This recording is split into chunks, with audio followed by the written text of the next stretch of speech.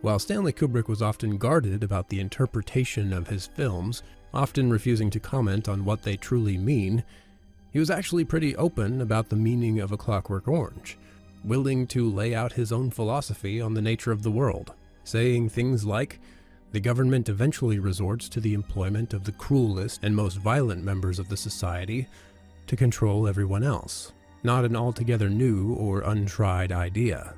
In this sense, Alex's last line, "I was cured all right," might be seen in the same light as Dr. Strangelove's exit line, "Mein Führer, I can walk." The final images of Alex as the spoon-fed child of a corrupt totalitarian society, and Strangelove's rebirth after his miraculous recovery from a crippling disease, seem to work well both dramatically and as expressions of an idea.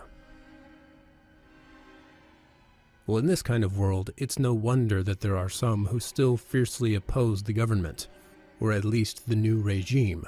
The character of the writer represents an influential liberal in a world where liberalism is slowly dying. He is a humanitarian, incredibly kind, charitable, and benevolent, going so far as taking people who are in need into his home. And ultimately his goal is to defend the great traditions of liberty. At least this is how he seems at first. When Alex is beaten by the police, the writer takes him in and cares for him, although it becomes apparent that his motives are not completely altruistic. He intends to utilize Alex for political purposes against the government, using him as an example that proves to the public how barbaric the new regime is, thus casting them in a negative light, with the hopes that the new regime will be voted out of power in the upcoming election.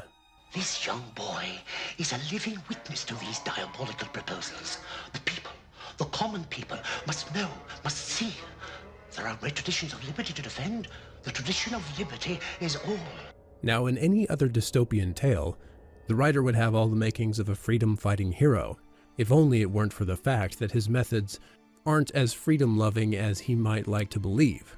In fact, he is overtly manipulative, and for Kubrick, the writer's manipulative intentions put him on equal footing with the manipulative government he is fighting against.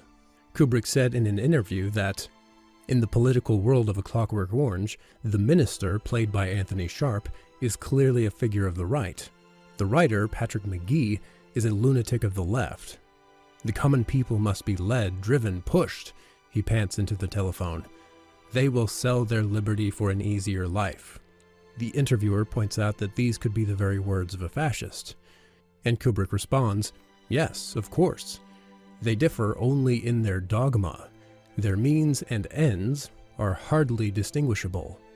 Obviously, Kubrick was a fan of contradictions and paradoxes, and this is perhaps among the most uncomfortable contradictions in his body of work, not least because it has such startling real-world implications.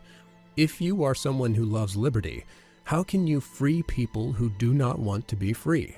If people will sell their liberty for an easier life, does it make you an authoritarian if you want to force liberty on them? While not every liberal is a lunatic of the left like the writer, A Clockwork Orange does pose a unique philosophical problem for the liberal or the libertarian who is living in a democratic system that is gradually becoming totalitarian.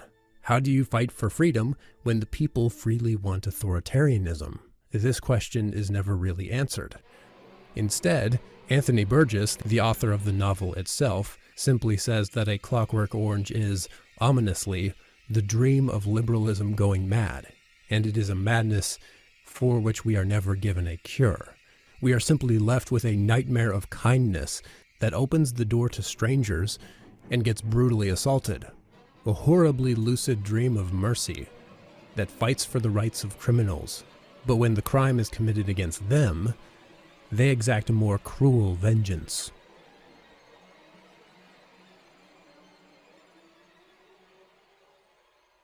It was C.S. Lewis who presciently asked, "Are we not really an increasingly cruel age?" Perhaps we are, but I think we have become so in an attempt to reduce all virtues to kindness. For Plato rightly taught that virtue is one. You cannot be kind unless you have all the other virtues. If being cowardly, conceited, and slothful, you have never yet done a fellow creature great mischief, that is only because your neighbor's welfare has not yet happened to conflict with your safety, self-approval, or ease. Every vice leads to cruelty. Even a good emotion, pity, if not controlled by charity and justice, leads through anger to cruelty. Most atrocities are stimulated by accounts of the enemy's atrocities, and pity for the oppressed classes, when separated from the moral law as a whole, leads by a very natural process to the unremitting brutalities of a reign of terror.